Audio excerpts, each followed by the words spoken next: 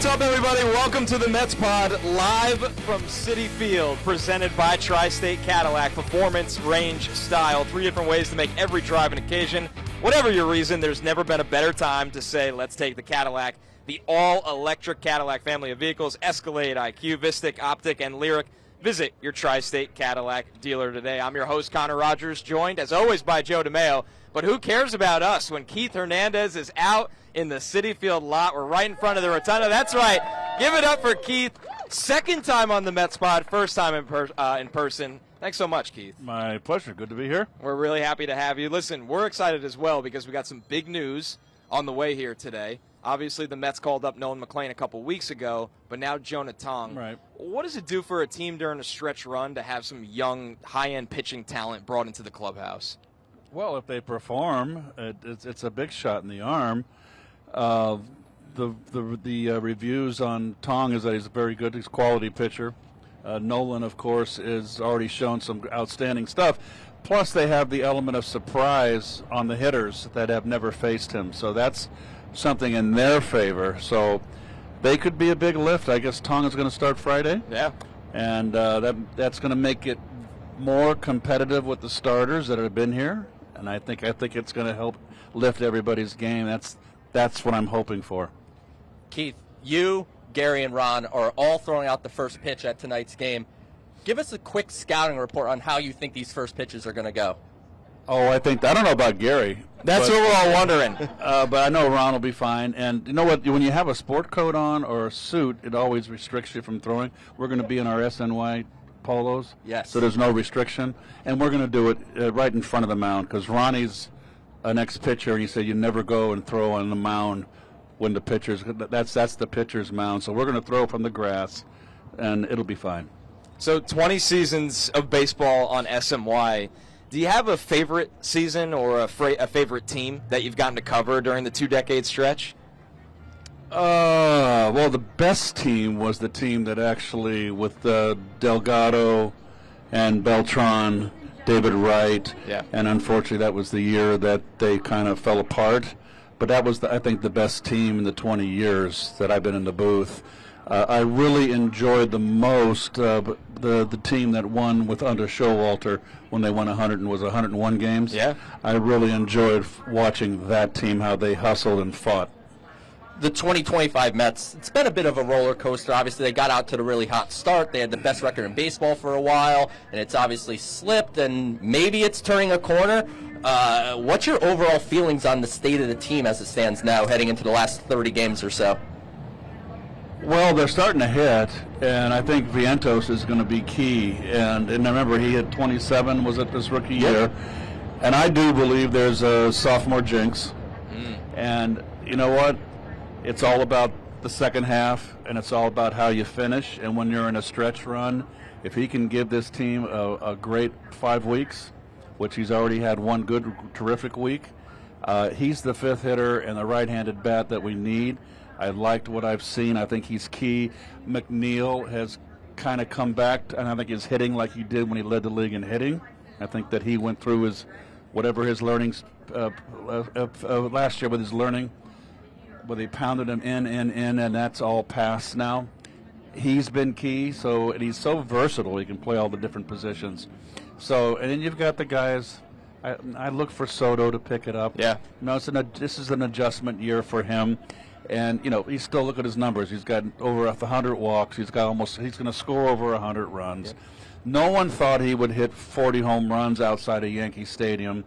He has a chance to hit 40 home runs. I would like to see him walk less this month and swing more and drive in the runs because he's in a position where we need him to be big with that bat. And if he has a big month, boy, I think this team could go. And I think the stolen bases have surprised us the most with Soto. Not something that we're typically seeing in his game, but like you've said, nobody's really picked up on these running starts they keep getting. Well, they're starting to now, yeah. And it took them just about all year to figure it out. The first team that came in that was prepared to counter the running game was the Mariners when they came into town.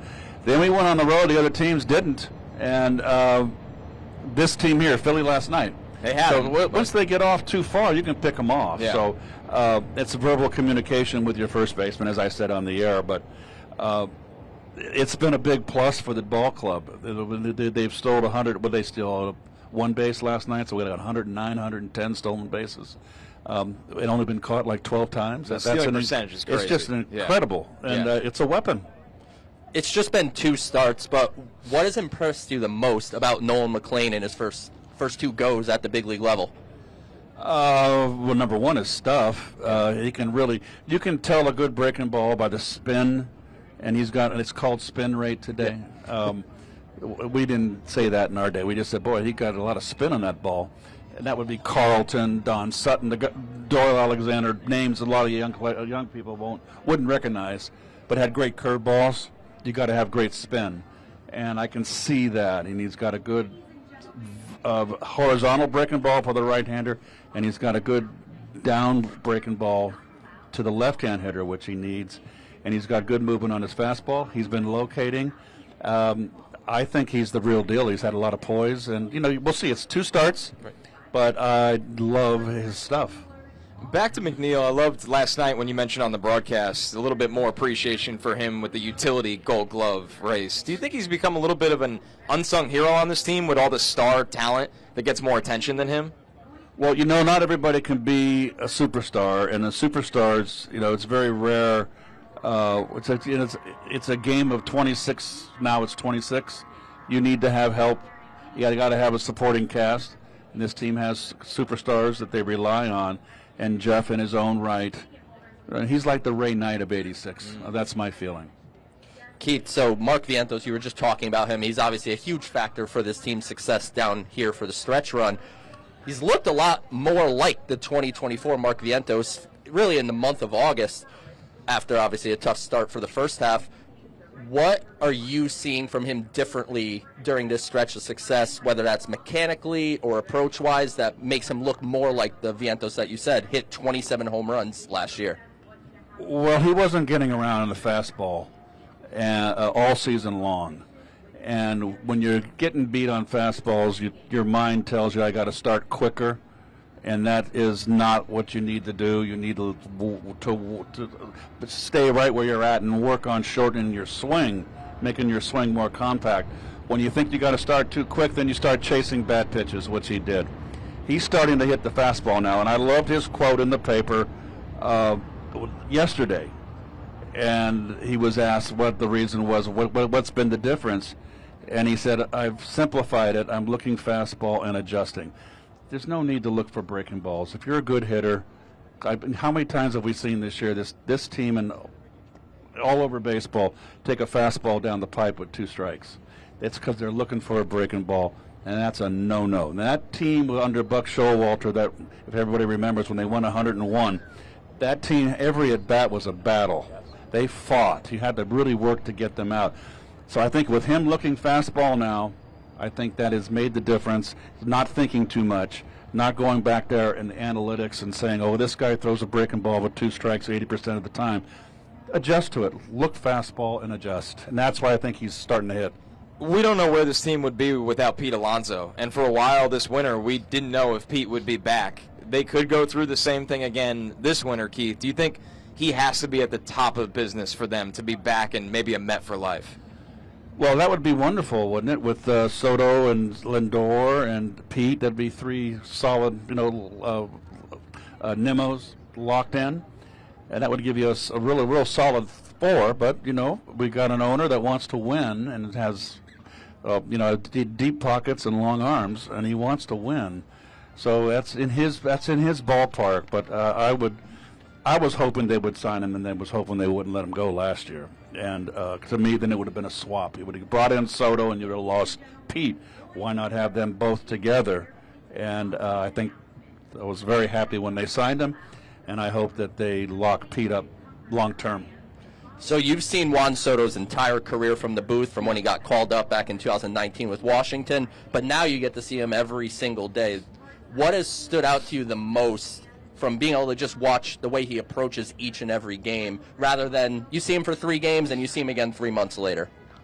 Well, the only way you can really evaluate a player is to watch them every day. When you play, even when you're playing in division and you used to play 18 games in division, and so you got to see the opposing player Austin Riley, 18 games. It's still not enough.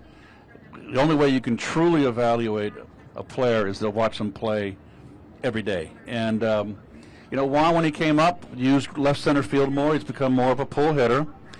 He is going for the home run. He wants to hit home runs. He's become an entirely different hitter, but he still hasn't lost the knowledge of the strike zone.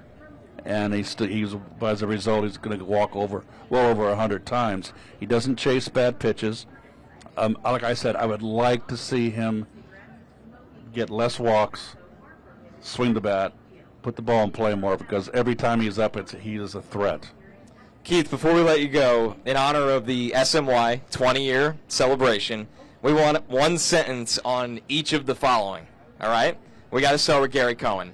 Yes? One sentence to describe Gary Cohen. The best play-by-play television broadcaster in baseball. In baseball. How about Ron Darling? The most knowledgeable analyst on pitching in baseball. Steve Gelbs. Gelbs has come a long way. Gelbs had big shoes to fill. Yeah. When Kevin left. He's amazing. And it was tough for him coming in because he felt the pressure, and he was a new face, and now he's become lovable Gelbsy down on the, and he's excuse me. He brings in great reports, and think about what he has to do. Number one, he has to be in the clubhouse. Excuse me. He has to befriend the players, develop relationships with the players on an everyday basis. Some players are more difficult than others, and he's got to find something to bring to the broadcast every night. We just bring the game. The game's there. We're just relating the game as it unfolds. Gelbs has to go and find something interesting for the fans that are watching on TV. It's not an easy job, and I think he does a terrific job. He really does. He was one of the first people to ever bring up the idea of Jonah Tong being here at the Big League Club this year, and that was over a month ago. The last one, Keith, the Philadelphia Phillies. Yes. What about them? They got good starting pitching. They lost their big guy, and that hurts them. They're overrated. There we go. That'll do. This is a big game tonight because the Mets swept them here. They swept them here in April. Last night you couldn't have wrote a better script for a game, an important game coming in. Senga doesn't have it, gets knocked out. You're down 3 runs, and you come back and beat them by 10. And that couldn't have been a better script. And now you got Luzardo, who even as a Marlin always just stuck it to the Mets. Yeah, he shuts him down. And if they beat him tonight, this could be something that makes September maybe very happy for Met fans. I have a good feeling about it. The legendary Keith Hernandez, we can't thank you enough for stopping by. Okay, great. My pleasure. You got it. All right. Keith Hernandez, everybody. Yeah, give it up for Keith, everybody. 20 years, the celebration at SMY. So, all right, plenty still to go through here on the Mets pod. And look, everybody's leaving. Yep, bye, everybody. Man, Joe, doesn't talk about a way to go out, though, for Keith saying. I think they're a little overrated. Yeah, I mean, look, big crowd out for the show, and Keith knows how to work an audience. There's no way around it. He really does. Once again, we are live from Citi Field here, and we got more than just a great guest than Keith Hernandez. We got 5 Mets Pod hats to give away. So if you want to get a Mets Pod hat, you just walk over near our table. Our guy Corey with the bucket, he's got the raffle tickets. Grab a raffle ticket, and you could win one of the Mets Pod hats. We got 5 of them, courtesy of our guy Dan Abrams with that from Athlete Logos, always hooking it up for us with the great stuff, Joe. I'm just so glad we're actually getting ours. We've been waiting a while for these. We haven't gotten them yet. They haven't gotten them yet. So whoever wins, you're getting hats the same day we are. Subscribe to the Mets Pod at Apple Podcasts, Spotify, wherever you get your podcasts. Of course, if you'd like to leave us a review, drop a question with that review, and we'll take those for our next show as well. And also, shout out to our sponsor, Cadillac, with the car display over there. Yes, the Vistic over there. You can go check that out. Really well done out here at Citi Field with Cadillac. But, Joe, you and I, my friend, have a lot to get through with the Big League Club right now because today it was a bit of a bomb drop. Our buddy Will Salmon with The Athletic dropped the news that the Mets are calling up Jonah Tong, and Carlos Mendoza confirmed to Steve Gelbs today he is going to start here his Major League debut against the Marlins Friday night. Incredibly exciting. I mean, when you take Jonah Tong is my top pitching prospect in the system. He's the number 2 ranked prospect overall for me. This is a guy that I think has as much upside as any pitcher, honestly, almost as much upside as any minor league pitcher across baseball. And he comes up, and it's not without questions. I mean, this is a guy that right now he only has 2 AAA starts, so he has limited experience at the top level of the minor leagues. But at the same time, he has 2 pitches in his four-seam fastball that'll sit in the mid-90s. It'll get up to 98 miles an hour. His velocity has ticked up this year. And he's introduced a Vulcan changeup, a new pitch this year that he didn't throw last year, is now an elite offering. He's got to work on his slider a little bit. He's got to work on his curveball a little bit. So there is still some development to be done, but there's nothing more exciting and potentially energetic for a team than calling up a prospect like Jonah Tong. This might seem like a crazy question, considering Nolan McLean's debut was a pretty big deal a couple weeks ago. But, Joe, is this the most highly anticipated Mets pitching prospect debut since we had that run of great young starters that really led the team all the way to a World Series appearance? For me, it is. Nolan McLean's debut was very highly anticipated. That was because we were waiting for them to call up one of these guys. Any help. We needed something. Now the Mets are in a position where they're trying to make a run here for the NL East. I know a lot of people think the NL East is over, and maybe the Phillies are the favorite, but where we stand, where we record right now, the Mets are 6 games back with over a month to go. And 5 or 6 more against them? Yeah, so they still have 5 more games against them. So the division's far from over. So the Mets are putting their foot on the gas pedal, and Jonah Tong has a chance to really invigorate this team. A good week since our last podcast, 4-3, really highlighted by the opener against Philadelphia here at Citi Field, where the Mets scored all those unanswered runs in an absolute stomping, 13-3, that really turned once Alec Bohm made a big scene of the microphones out in center field. Yeah. People were like, would this kill the Mets' momentum they have? Did the exact opposite as the Mets chased out one of the best young lefties in the entire game and just kept scoring, highlighted by Louis Torrens and Tyrone Taylor. Connor, we haven't seen exactly this before, but we've seen situations like this play out, and every time in that story, Jose Castillo gives up a home run on the first pitch, and then it's just downhill from there. But the opposite, first pitch, ground out to second base, and then the Mets go on to have 10 unanswered runs scored, and then the Phillies only get 1 more base runner during that for the rest of the game. So a huge potential momentum shifting game for the Mets, and now they have to carry it over here. They need to make sure that they exit this series with the Phillies, at minimum winning 2 out of 3. Everyone would love a sweep, but if you could come out 2 out of 3, you're leaving very happy, especially coming off 2 out of 3 against Atlanta over the weekend. Mets fans hear the constant House of Horrors theme with Truist Park in Atlanta. Citi Field has become that for the Phillies right now. The Mets own the Phillies at Citi Field right now, where if the Mets, like you said, Joe, win 2 out of 3, God forbid a sweep here at Citi Field, you feel like the momentum can really, really turn. And honestly, a lot of that feeling comes from the bat of Mark Vientos right now. He's been incredible. We were just talking about him with Keith. This is a guy that in the first half of the season, there was people that were genuinely wondering, was last year a complete fluke? And for trade deadline chatter. Trade deadline, we had a scoreboard. Will Mark Vientos get traded at the deadline? And I actually said yes. I thought Vientos was going to be a rare win for me. Yeah, a very rare win. We'll get to that. Thanks, Joe. But I thought there was a real chance he got moved. The Mets smartly held off and hung on to Mark Vientos, and now he has a chance to be that catalyst bat in the middle of the order that they need it to get longer with. You have Lindor and Soto and Alonso on the top, but having someone like Mark Vientos just makes a huge difference. Another thing we've kind of been chatting over is, for all the good, right, and there's a lot of good right now, Kodai Senga, things just don't seem to be getting better. What is the solution here? I mean, you can't just sit out Kodai Senga. You need him to start and try to work through this. But at some point, and yes, Jonah Tong is coming up, but that's with a 6-man rotation set up because of all the games they have in a row. Joe, is there any kind of change that they can make that helps Senga, or do you have to look? Because we know he's not coming out of the bullpen. That's not an option as well. No. I mean, what did the Mets do here? First off, Kodai Senga should not be pitching on normal rest anymore. I think clearly it can't work. It doesn't work. And what he needs to do, in the scheme of things, his stuff is generally okay. The fastball velocity is still there. The fork is still there. The problem with the forkball lately with Senga is he's starting it too low.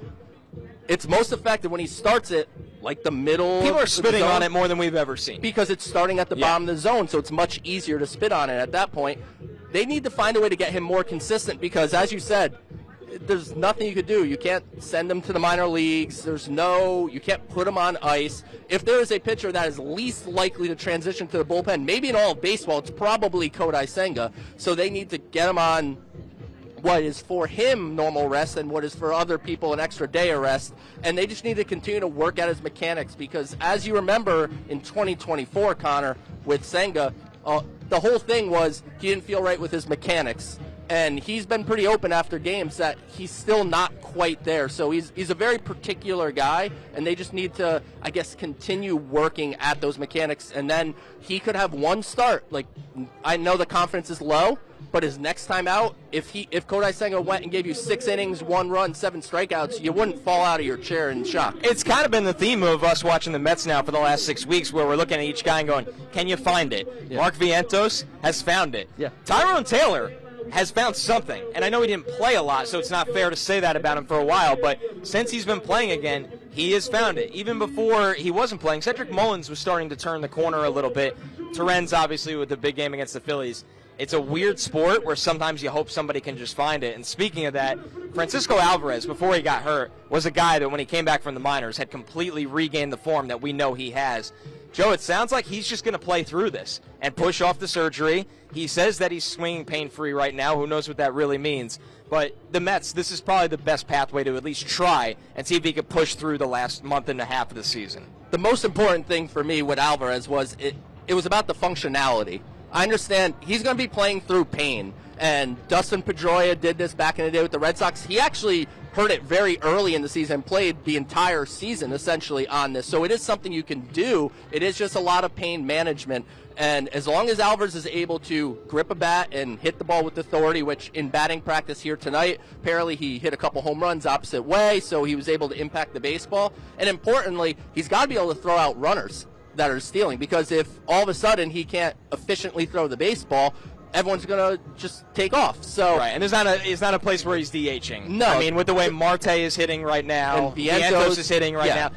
It's great to not say the Mets need a DH for the first time in a long time. That's not an issue. Not an issue at all, but they need Alvarez to come back, and he doesn't have to be the Francisco Alvarez that was hitting like the best catcher in baseball, other than Cal Raleigh, for a solid 2 to 3 weeks. They need Alvarez to come back and be just a factor in the lineup, and then defensively not let the thumb kill you. But it seems like he's going to be able to play through it, and that's a really good news for the Mets. 2 reminders right here. If you want a chance to win a Mets Pod hat, go right to that guy with the raffle tickets. Grab a raffle ticket. We will be giving away 5 of them at the end of the show. If you want to ask a question, go to that guy right there, and we will get you on the microphone to ask a question for the Mets Pod. Thanks, everybody, for hanging out with us today live at Citi Field. And once again, thanks to Keith Hernandez for getting the crowd fired up. This guy's ready to go. Yeah. Jump in the chair. We got a 3rd co-host already. Yes. Let's go. All right, how are you guys? Well, hey, man, what's your name? To me, Kalam. Nice to meet you, man. Kalam, what do you got?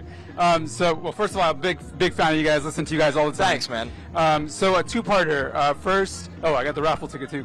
2-parter. First is, it looks like I've been following McLean and Tong and Sproat all season. They're both, at least with Tong and McLean, they're up. They could theoretically be pitching in the postseason. They're going to go blow past their innings limits or their max that they've ever pitched before. Are we sacrificing some long-term health for short-term gain here? That's 1. And 2, doesn't Jett Williams make much more sense for this roster right now than Ronnie Mauricio? 2 good questions. So when it comes to the pitch limits or innings limits and things like that, the Mets are now operating in a world where they utilize their sports science department, and they're studying these pitchers after each start with how they physically feel, how their stuff looks. They're able to grade if things are degrading. And at this point, there's no reason to think these guys are on any type of true limit. I think there's the old adage of, back in the day used to be like, you should never throw 30 more innings than you did the year before. And at the end of the day, that was kind of like arbitrary. There was no science. You're just guessing. Yeah, so they were guessing. So where we stand today, from what I understand, the Mets don't have any limitations for Tong or McLean heading into September, and as you said, hopefully a playoff run. And then on the Jett Williams point of things, I want Jett Williams to be playing every single day, and I don't think there is that opportunity here right now. I mean, I think he's a second baseman. That's probably his best position. He can play center, but right now, as Connor mentioned just a minute ago, Tyrone Taylor has turned it around. Cedric Mullins had even turned it around over the last week.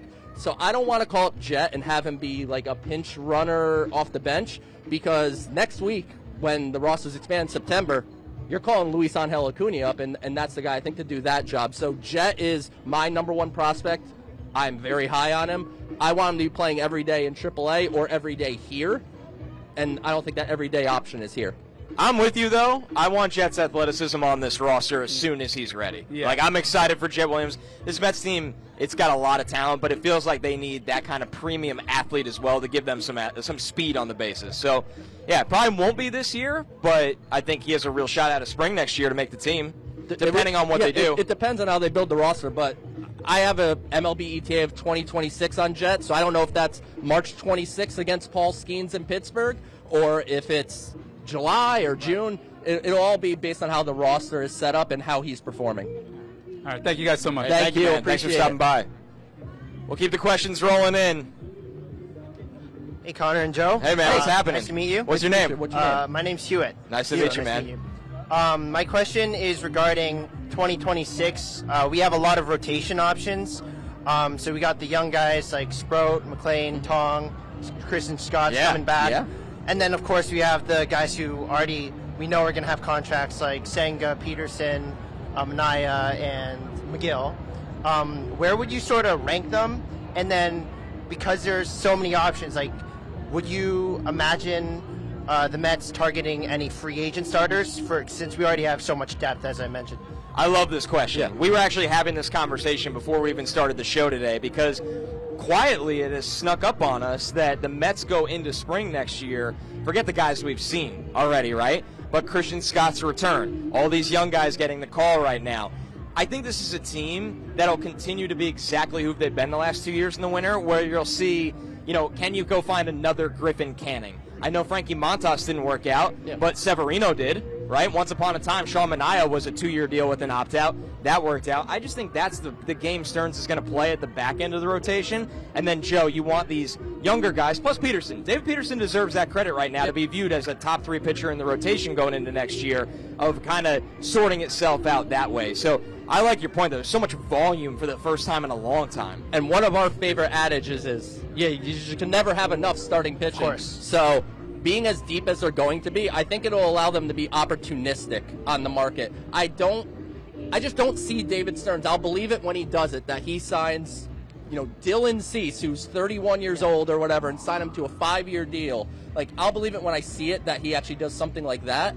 But at the same time, I think if a version of a Garrett Crochet becomes available, of course, I would look to see them be more aggressive maybe in the trade market than the free agent market. Because, look, if you're shopping in the Griffin Canning, Luis Severino, Sean Manaea, like, bounce-back candidate situation, is that better than what you have? You'll miss a lot. It happens. You'll also have some nice hits. Not even just that, but, like, is it better than what you currently have in-house? Right. Like, are you improving on Clay Holmes? Are you improving on Kodai Senga or Sean Manaea? The answer is probably not. So I would keep an eye on maybe trying to find something aggressive that could be more at the top of a rotation rather than depth. Well, just as a quick follow-up to that, like, I know on the pod you talk a lot about how a lot of pitchers, for example, Kodai Senga or Manaya last year was our quote-unquote ace. Yeah. But, like, in terms of the broader scope of baseball, are they actually a true number one? No. Do you think there's any of those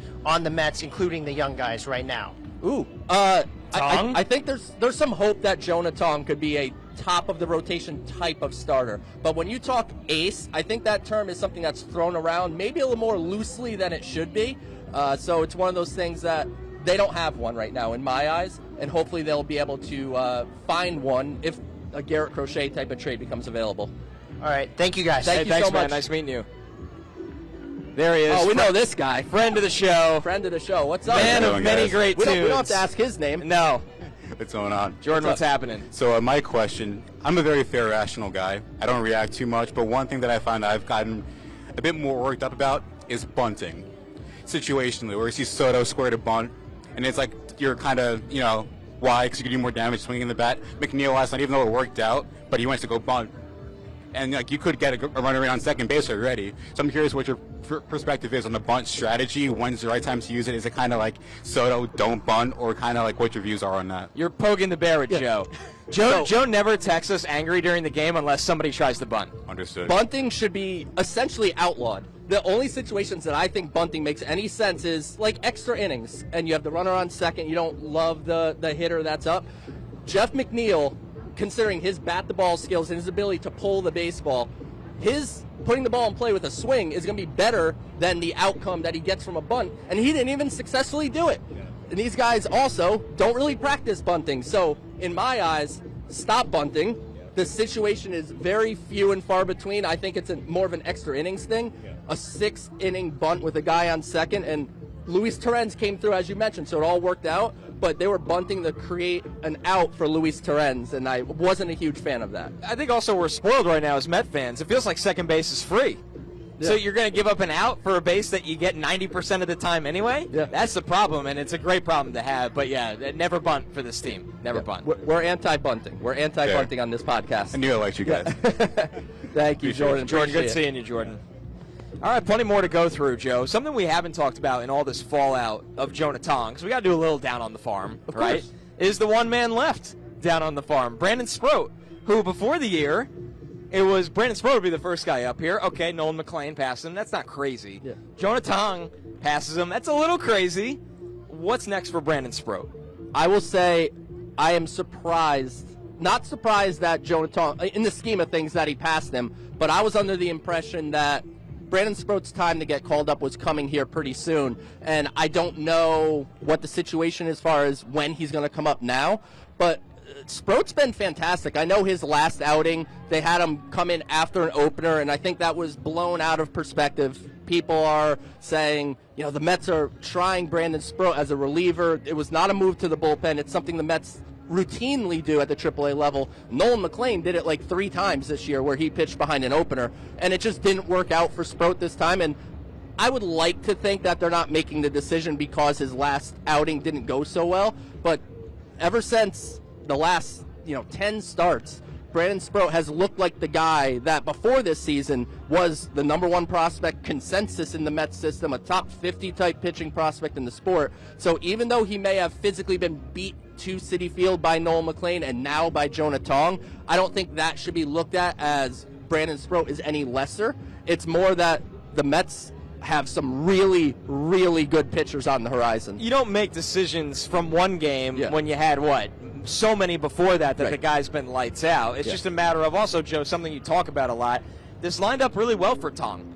I mean, he last pitched Saturday. Yep. It's a home start against the Marlins, who are a little bit of a pain in the butt at times, but it's the Marlins once again, right? You weren't going to throw Jonah Tong out against the Phillies in this feels like a must-win kind of game. So it just felt like everything aligned right for him. So for Sproat, it hasn't always gone that way. It was a soft landing for Jonah, I think is the best way to put it. And, Miami's playing pretty good baseball, so, let's not take anything away from them. They shouldn't be on the Mets level, but it's a soft landing for Jonah, and I'm really excited. The fact that this is a guy, I remember, the Mets drafting him as just a raw stuff guy coming out of high school, and we talked to Tommy Tanis on the show about Jonah and just his pitch metrics and these things, and he's went from just a literal raw piece of clay as a pitcher to genuinely one of the top pitching prospects in all of baseball. Yeah, it speaks to him. It speaks to the development right now in the Mets' entire system. Before we leave the farm, a quick note from the boys in Brooklyn with just one homestand left in the regular season. Always goes by so fast. The Cyclones are excited to end the 2025 campaign with a bang. It will be Fan Appreciation Week from Tuesday, August 26th through Sunday, August 31st, with special offers, discounts, free tickets, and more. For tickets and details, visit brooklyncyclones.com/tickets. And speaking of free stuff, If you want a chance to win a Mets Pod hat, go right to that guy and grab a red raffle ticket for one of the 5 Mets Pod hats we'll be giving away. You're listening to the Mets Pod presented by Tri-State Cadillac. You can subscribe anywhere you get your podcast. Joe, it's that time of the week. We got to quickly review our scoreboard predictions from last week and make some new ones before the Mets take on the Phillies, Game 2 of this home series for the Mets. Over-under push was at 2 for Pete Alonso home runs. Joe, you went under. I pushed. He went under. Joe, you got the point. Over-under was 6.5 Juan Soto walks. We both went under. Juan Soto walked 10 times. 10 times. I went away from my strategy. My strategy has been Juan Soto over on walks every week. I went away from it, and look what it did. We heard Keith saying he'd actually like to see him even swing even more. We'll see how that goes this week. Over-under push was at 1 for Mark Vientos home runs. Joe, you pushed. You thought he hit a home run. I went under. Mark Vientos hit 4 home runs. 4 home runs. And people on Twitter let us know. Yeah, that's fine. That's part of the game. Yeah. You only can do that, though, if you play along with us. That's true. All right, over-under was at 9.5 for Francisco Lindor hits. Joe, you went under. I went over. Lindor had 10 hits this week, so a point for me. Over-under was 91.5. Nolan McLean pitches in his next start. Joe, you went over. I went under. You got the point on that one. Yes or no, will Sean Manaea complete 6 innings in his next start? Unfortunately, Joe and I both went with no. Hasn't been great for Manaea right now. Hopefully he can get it back tonight. They need him. So when we talk about the rotation, we're excited that Nolan McLean is here. We're excited that Jonah Tong is coming. The Mets are going to go largely as far as Sean Manaea and Kodai Senga are going to take him in the rotation. And you bring up Senga. He was also on this. We were a little bullish. We thought he'd complete 6 innings in that next start because he just hadn't done it in so long. He wasn't able to do that. But over-under push was at 4 for Mets wins. Joe, you went over. I pushed. At 4, I got a point. We tied the week 3-3, which means you still lead the season series 60-50. Let's make some new ones for 7 games. 2 against the Phillies, 4 against the Marlins, 1 against the Tigers. Over-under pushes at 5, Joe, for hits by Mets catchers. This is a tough one. You have 7 games. We have 7 games. We don't know if Francisco Alvarez is coming back during this 7-game stretch. I don't imagine he needs much time at AAA. It's not like rehab, like he's out of practice. It's just making sure he's functional. But I'm going to go under and just try to play the side that maybe Alvarez only gets into a couple games. And as great as seeing Luis Torrens go nuts the first game of the Phillies series and Hayden Sanger having a good day over the weekend, I'm not going to bank on those 2 guys getting hits. I'm going to go with the push here, actually. Now, once again, if it's a lot of Hayden Sanger and obviously even Torrens after a good night, it's going to be tough to get to this number. But I think Alvarez rushes back. It feels like there's a reason they have him out taking BP, and he's saying he feels good. So hopefully Alvarez can carry at least 3 of these 5 hits that I need. Over-under pushes at 2, Joe, for Mark Vientos home runs. I'm going to push on this one as well. I don't think Vientos is slowing down. I think he's locked in right now. He's against a lefty again tonight. We know he mashes left-handed pitching. It's just hard to bet against Mark Vientos right now, who is not missing pitches. I'm gonna push as well, Connor, but the way Mark Vientos is hitting, I'm very tempted to go over, actually, just because he looks absolutely locked in. But I will push. I think right now he's just going to – I want him to keep going the way he is. An old friend is back, over under 7.5 for Juan Soto walks. What do you like? I'm not making a mistake again. I'm going over on Juan Soto walks. I know Keith wants him to swing more. I got news for him. Juan Soto ain't swinging more, so I'm going to go over on the walks. I have to agree with you. Yeah. He's just locked in right now. He's not really chasing a ton, and honestly, pitchers are very afraid of him. It's very obvious. He's just not getting a lot to hit all the time, at bat after at bat. Over-under push is at 6 for Nolan McLean innings in his next start. Push for me, Joe. Quality start for Nolan McLean again. I think he gets the 6 innings. Why bet against him right now? I can't. After his first 2 starts, I can't bet against Nolan McLean at all, so I'm going to join you. I don't think he's going to be pitching 7 innings again, but you have to be somewhat careful here. You just want to manage him through the game and make sure that it's within the confines of how the game plan as far as pitch count is for him. So I'm going to join you, though. Push, I see no reason why he can't get through 6. Yes or no, will Sean Manaea complete 6 innings tonight? No. Yeah. I mean, until he does it. I'm hopeful.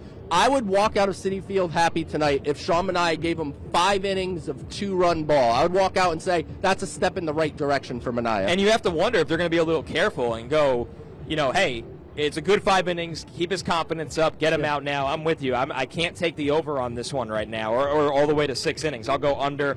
Over under 1.5. Javi Baez hits against the Mets on Labor Day. Ugh. Joe, I'm going to take the under. Javi had a all-star caliber first half. Yeah. It has not been the same result since the all-star break. No, it hasn't. And Javi has come back to earth. And sure, maybe he's going to face the Mets. But I don't know. He was a Met for like 3 months. So is it really like a Mets revenge game necessarily for Javi? I don't think so. So I'm going to go under 2 just because I don't know. I just don't think he's had it since the second half started. You're usually the optimist. The over-under pushes at 4 for Mets wins. I went over last You week. got 7 games. And I went over last week. There were 7 as well. I went over and 4 and 3. And it should have been over.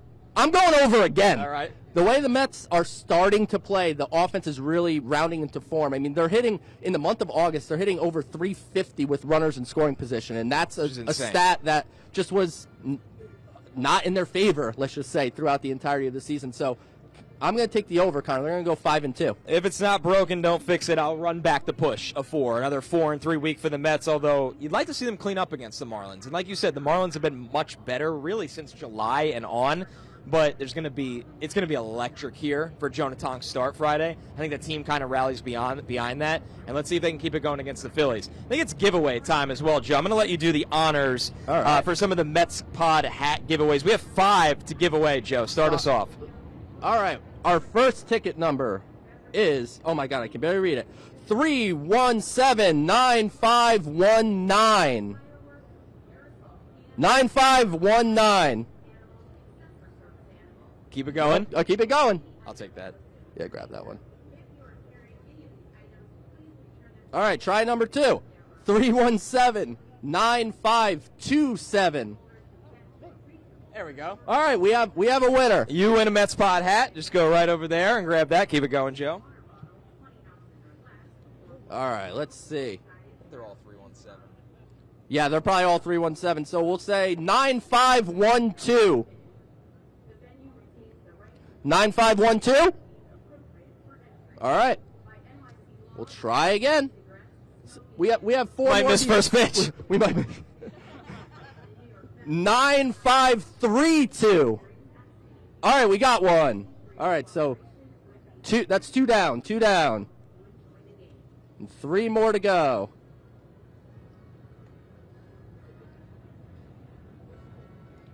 9514. 9514. You know, everyone left after they saw Keith Hernandez, and they're like, yeah, whatever. No I'll watch hat, a stream and claim my hat. no hat for them. 9522. Connor, this is not going according to plan. I'm telling you, how many Sean Manaea pitches do we miss right now? 9503. There we go. All right, we got Here. one. And we got an excited winner. Yes, All right, 2 left, Joe. 2 left. right there. 9507. All right. Well, 9525. All right. She was making a face every time it wasn't her number, so I'm very happy. A well-earned winner. Well earned. Last Mets Pod hat. 9515. I heard a yup. There we go. In the Savannah Is that a Bananas Savannah- shirt. Yeah, that's I a love great it. shirt. I love it.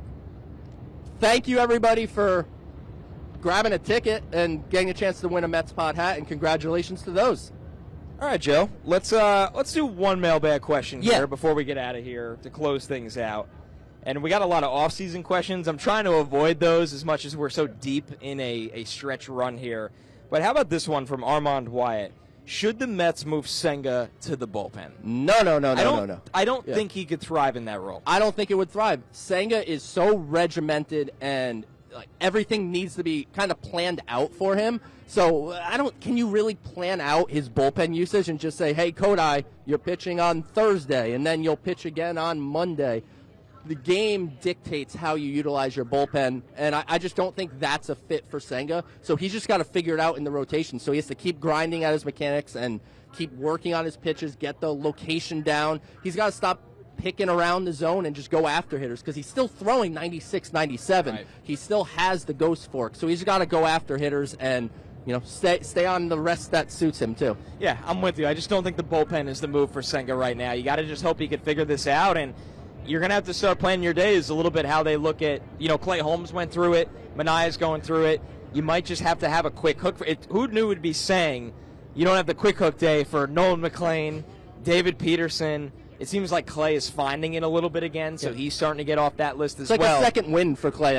Right. His stuff is like ticking back up too. It's not just the results; his stuff is back up too. So it's like a second win for him. So Senga's just going to kind of be on that short leash a little bit until he shows, hey, I got 5, God forbid, 6 clean innings in me going forward. And Carlos Mendoza, to his credit, is he's pulling pitchers when he sees it's the time. He's not pushing them further than they need to because he knows they need to win as many of these last 30, 31 games that they have left. This is the Mets Pod presented by Tri-State Cadillac, live from Citi Field. Great show today. Thank you, everybody who came out. Thank you to Keith Hernandez, the 20-year celebration of SMY. Performance range style, 3 different ways to make every drive an occasion. Whatever reason, there's never been a better time to say, let's take the Cadillac. The all-electric Cadillac family of vehicles, Escalade IQ, Vistic, Optic, and Lyric. Visit your Tri-State Cadillac dealer today. And remember, please subscribe to our show at Apple Podcasts, Spotify. You can watch every episode on SMY's YouTube channel. We'll catch you next week.